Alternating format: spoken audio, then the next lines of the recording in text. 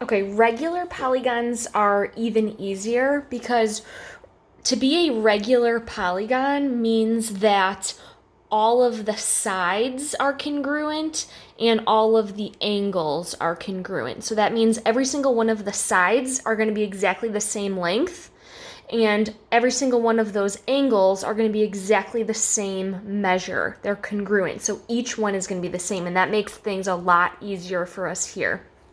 So an example here tells us to find the measure of a regular 18-gon.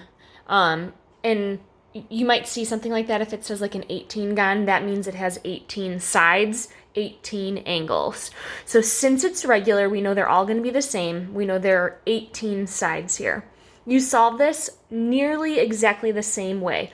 First, what you want to do is to figure out the sum of those interior angles. So you know that you're going to need to figure out n minus 2 times 180. The number of sides minus 2 times 180 degrees. So if there are 18 sides, then we're going to have 18 minus 2 times 180, which is 16 times 180 when you simplify that.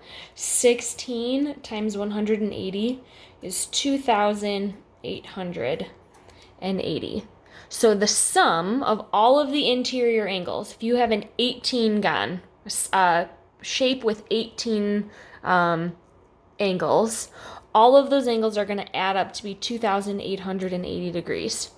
Now, if I want to find what just one of those angles are, I'm in luck because it's regular. That means every single one of the angles is going to be the exact same size. It's divided evenly.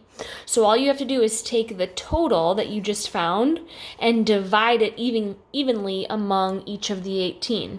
So you have 2,880 divided by the number of sides, or the number of angles. So 2,880 divided by 18 equals 160 degrees. So each one of those angles is 160 degrees.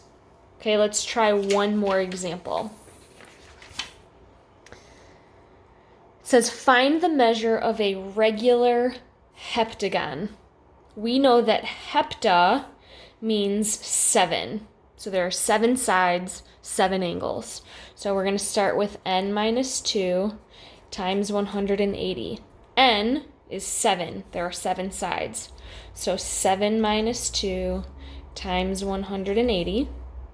If I simplify that, 7 minus 2 is 5 times 180.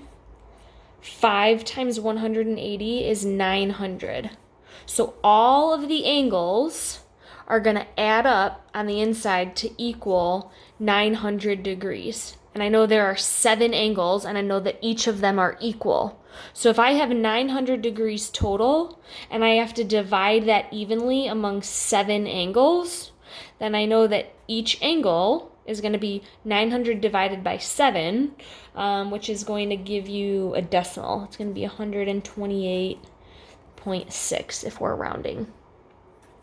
128.6 degrees for each interior angle.